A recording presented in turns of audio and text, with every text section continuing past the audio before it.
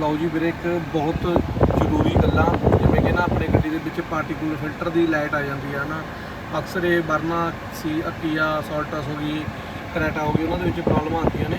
ਤੇ ਮੈਨੂਅਲੀ ਕਦੇ ਵੀ ਇਹਨੂੰ ਕਰਨਾ ਹੋਵੇ ਤਾਂ ਰੀਜਨਰੇਸ਼ਨ, ਤਾਂ ਪਹਿਲਾਂ ਤੁਹਾਡਾ ਜੋ ਬਲੋਰ ਆ ਇਹ ਫੁੱਲ ਹਾਈ RPM ਤੇ ਚਾਹੀਦਾ, AC ਔਨ ਚਾਹੀਦਾ, ਤੇ ਦੋ ਜੋ ਆਪਣੀ ਲਾਈਟਾਂ ਹੁੰਦੀਆਂ ਨੇ ਆਪਣੀ ਛੱਤ ਵਾਲੀਆਂ ਇਹ ਔਨ ਚਾਹੀਦੀਆਂ ਨੇ, ਠੀਕ ਆ। ਹਾਈ ਜਿਹੜੇ ਆਪਣੀਆਂ ਹੈਡ ਲਾਈਟਾਂ ਨੇ ਉਹ ਹਾਈ ਚਾਹੀਦੀਆਂ ਨੇ, ਠੀਕ ਹੈ ਜੀ।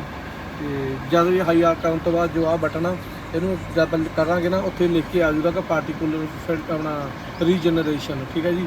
ਜਦ ਉੱਥੇ ਆ ਗਿਆ ਉਸ ਤੋਂ ਬਾਅਦ ਜੋ ਓਕੇ ਦਾ ਬਟਨ ਆ ਇਹਨੂੰ ਹੋਲਡ ਕਰਕੇ ਰੱਖਣਾ, ਤੇ ਜੋ ਕਿ ਅਸੀਂ ਹੁਣ ਕਰ ਚੁੱਕੇ ਹਾਂ ਰੀਜਨਰੇਸ਼ਨ ਇਹਨੂੰ, ਤੇ ਇਹਨੂੰ ਹੋਲਡ ਕਰਕੇ ਰੱਖੋ।